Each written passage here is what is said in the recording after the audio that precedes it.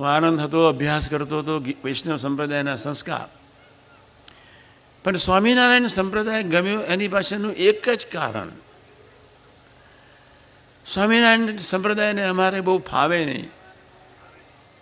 જે આનંદી રેવતદાસની ખડકીમાં બસોઘર પટેલના હતા, એમની સાથે વડતાલની ધરતી ઉપર બધા જ પરિવારો વડતાલ જાય, હું બી જતો હતો.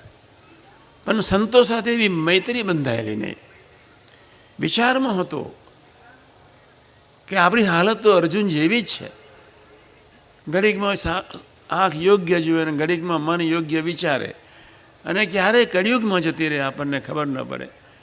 અખંડ સતયુગ, અખંડ આત્મીયતા, અખંડ આનંદ સંસારમાં પ્રગટાવવો હોય તો આપણે બધા અર્જુને ભગવાનને પ્રાર્થના કરવી જોઈએ, કાં તમે કાં તમારા કોઈ ભગવાનના ઓલિયા સંત એની સાથે મૈત્રી દ્રઢ કરાવજો.